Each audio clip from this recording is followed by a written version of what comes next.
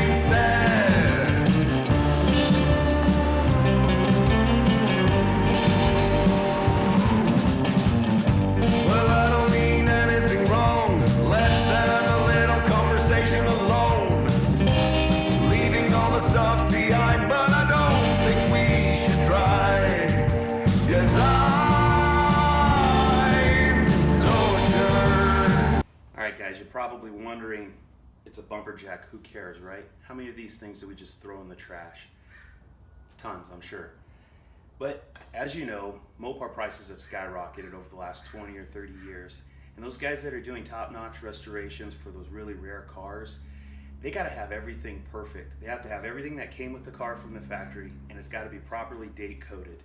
And so it's things like this that you try to trace down that nobody remanufactures, and the supply on them is just dried up, that usually you have to pay a mint for to get to complete your car. So this one in particular is for a 70 Dodge Coronet, Super B, RT, all those cars, and it's in excellent condition. So I was going to show you how it works. So down here it says up. You're going to put it in the up position. Get the idea, right? You hook this onto the bumper and it lifts the car up, and that's how you change your tire if you got a flat. Unfortunately, a lot of these things would damage the bumpers if you were on uneven surface, and they're very dangerous because if this thing you can see how stable it is.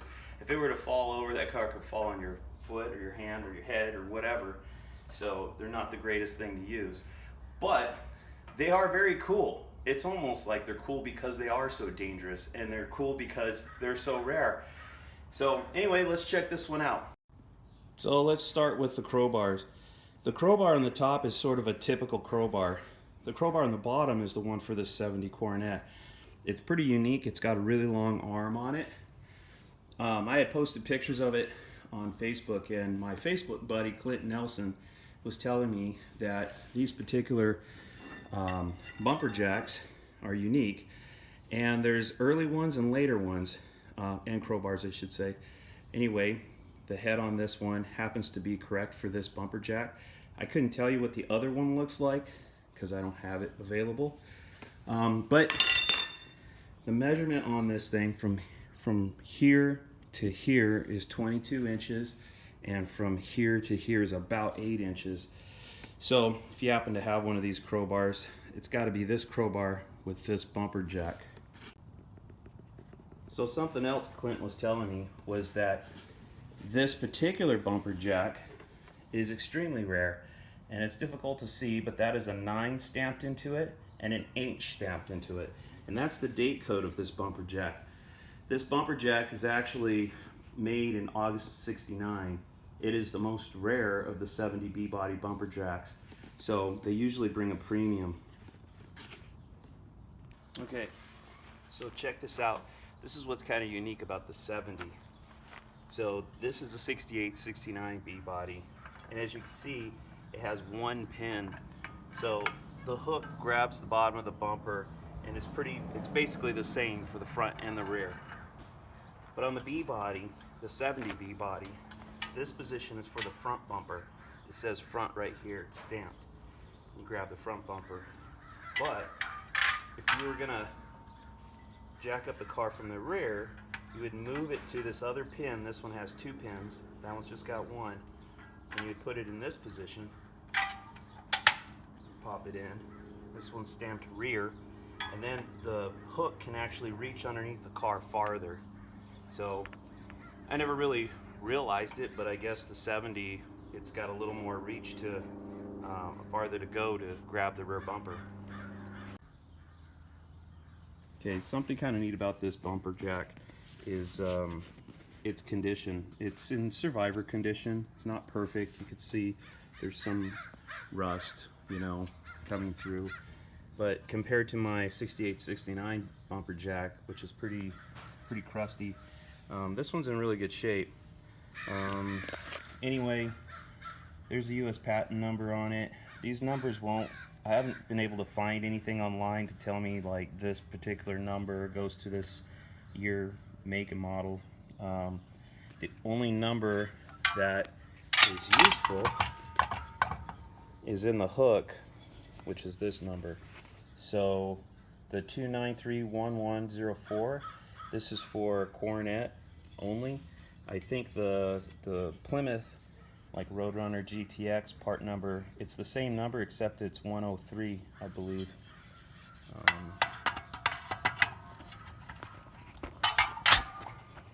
Put it back on there.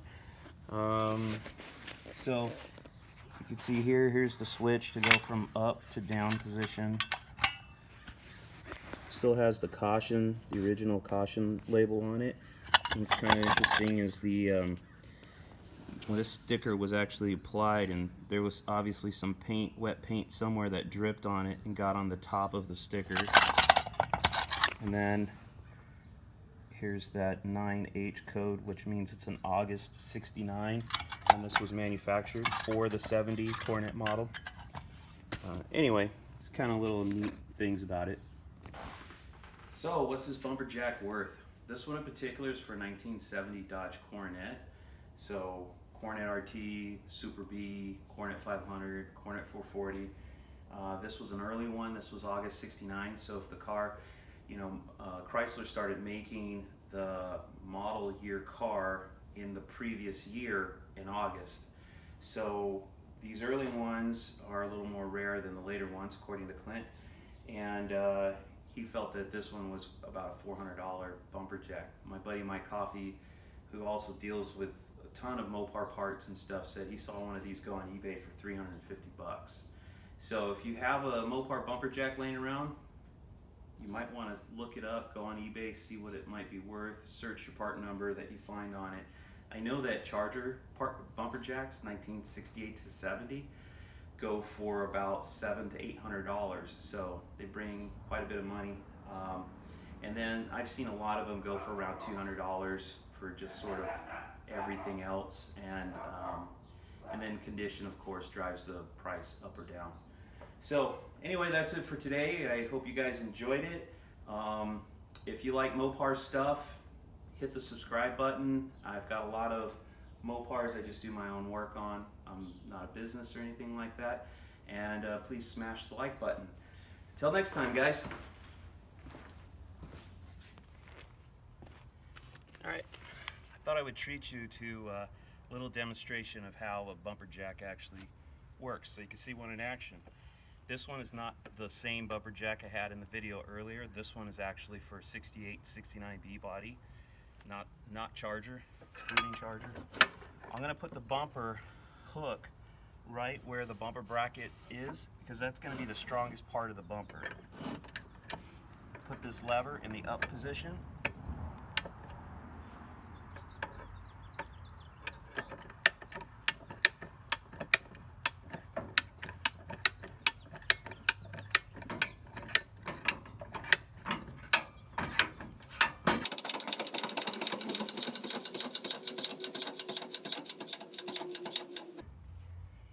See the tire spin? I could get it off if I was going to change it. I mean, you can see it's pretty stable once all the weight is going through the jack. I'd be a little reluctant to use this though on the side of a road, in gravel, uneven surface, soft dirt, soft sand. I think this thing could get kind of sketchy.